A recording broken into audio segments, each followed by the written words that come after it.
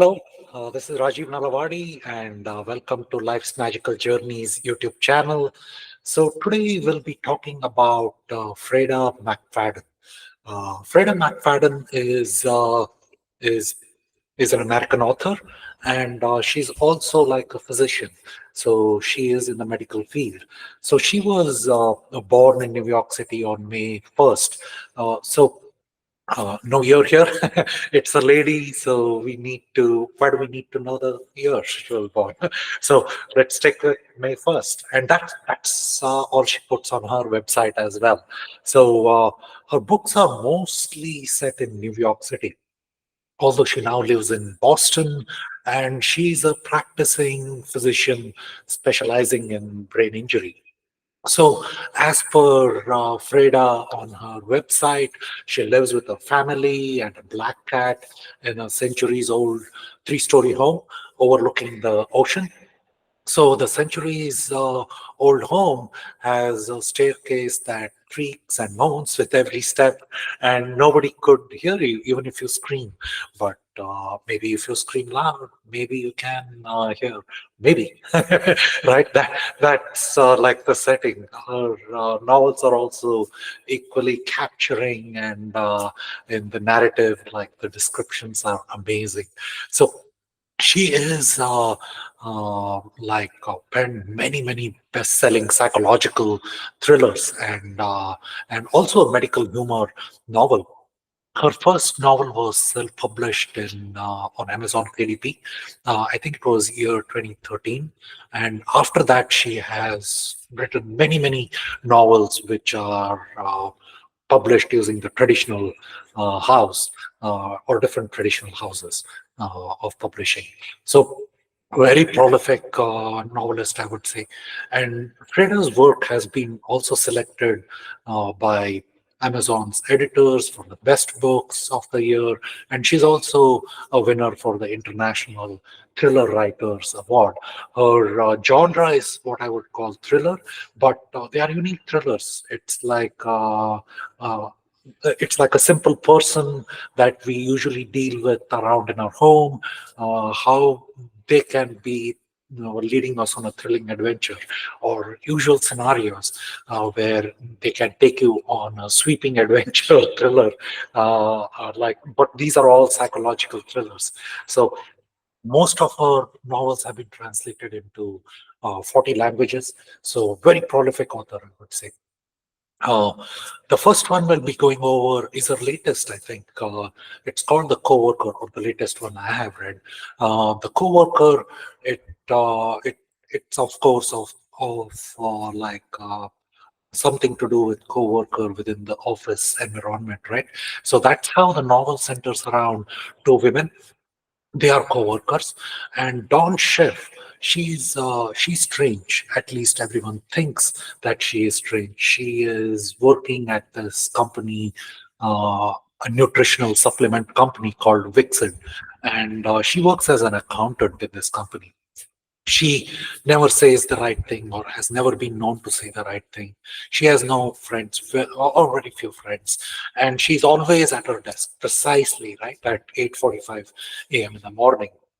So when Dawn doesn't show up to the office one morning, her coworker Natalie Farrell is surprised. And Natalie, by the way, is very beautiful and very popular, and she's the top sales representative for 5 years in a row, and also in the running.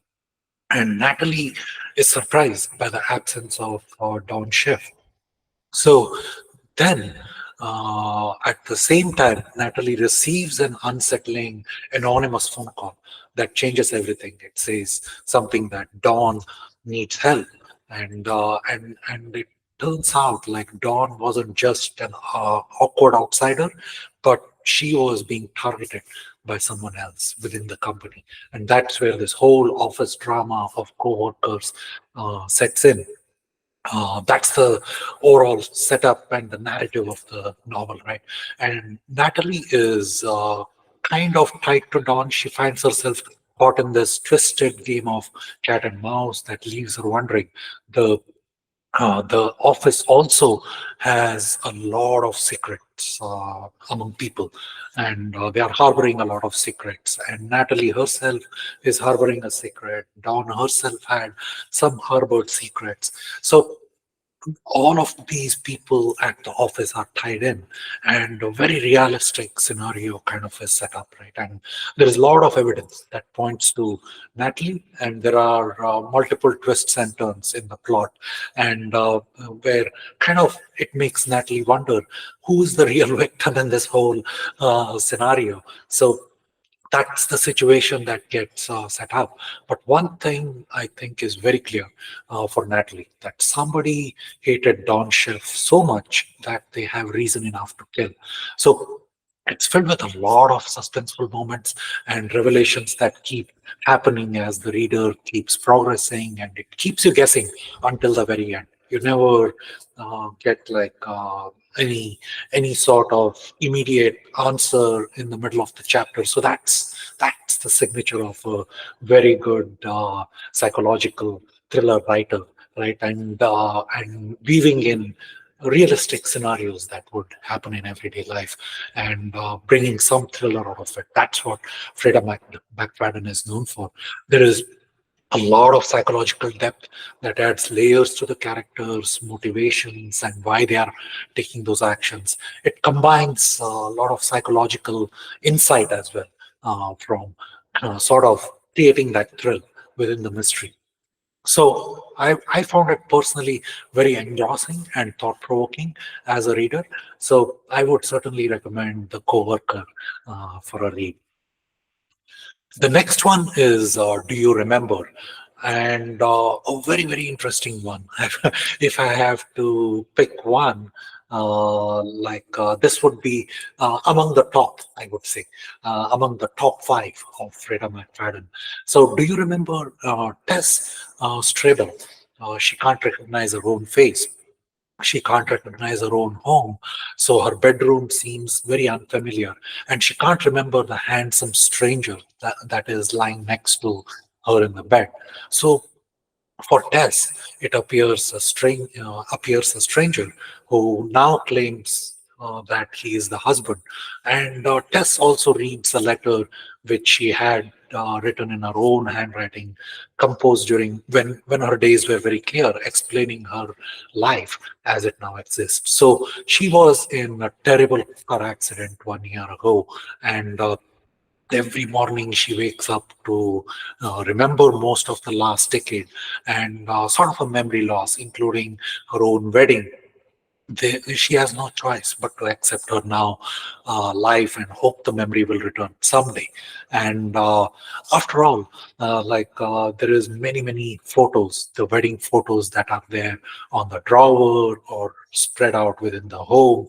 And the person who is her husband is also very kind, and also treating her kindly, right? And but Tess doesn't seem to remember any of the interaction with her husband and so on. But she thinks that he is caring for her well-being. And then Tess receives a text message on her phone, and that changes everything, right? And the plot moves from there like into a very interesting thriller. The text says, "Don't trust the man who calls himself your husband," and that takes you on a wild ride as a reader. So, a very wonderful read, I would say. The Locked Door, another one by Freda McFadden. Uh, it it goes through the story of 11-year-old Nora Davis. She stays at this home, and she's up in her bedroom doing homework, and she has no idea that her father was women in the basement while she was doing her homework. So until one day, finally, police end up on the trail of her father, and they arrive at the front door. So and basically, decades later, Nora's father is spending his life in prison behind the bars, and he has been convicted for 18 lives. So he's never going to get out. And being a serial killer, he's never going to get out, for this life, but he has been sentenced for about 18 lives. So, meanwhile, at this time, Nora has become a successful surgeon, and but with her own solitary existence, and she also had changed her last name, so nobody recognizes or her connection to the father, who was a serial killer and sitting in prison. So, and this was name change was done from the recommendation of her grandmother, who took care of her after the police arrested her father. So nobody knows her father is a serial killer. And Nora also intends to keep it that way, right?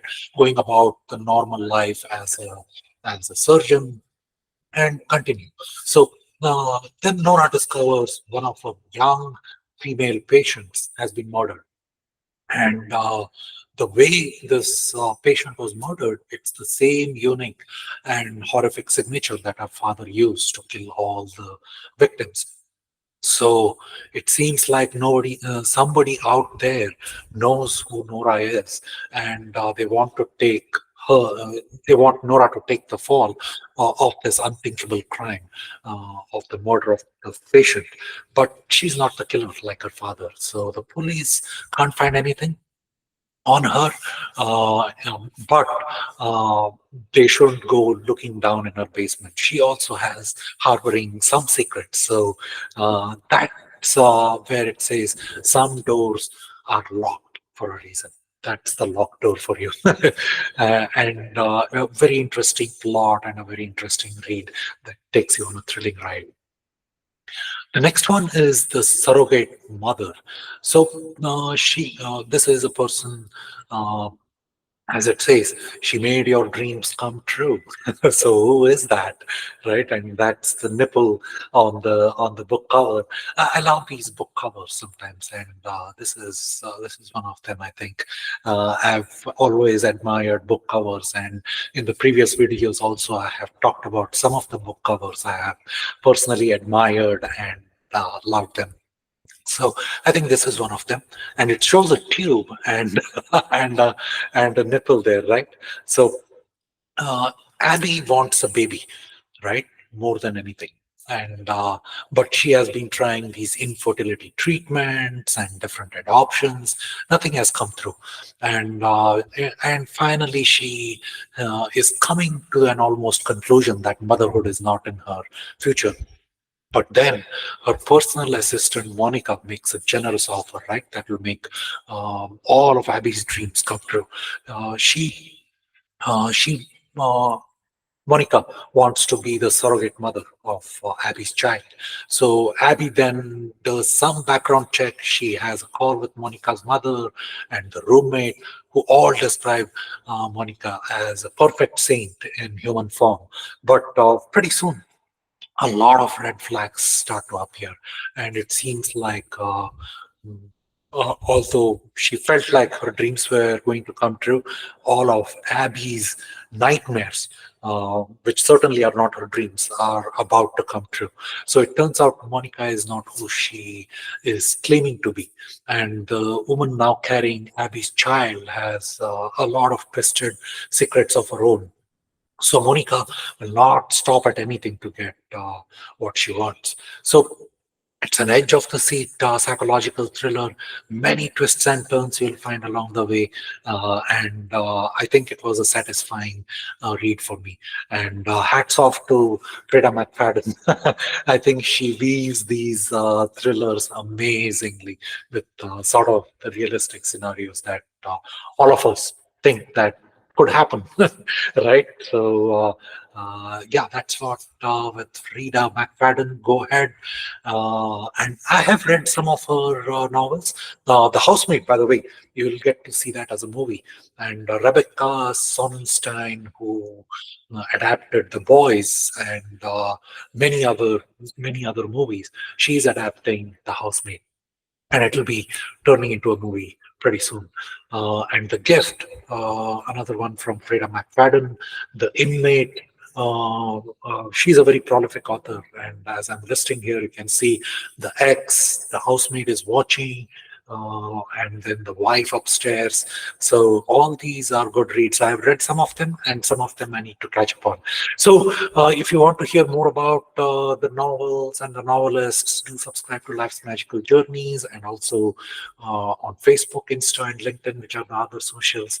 And till next time, when we bring another author and their novels, goodbye.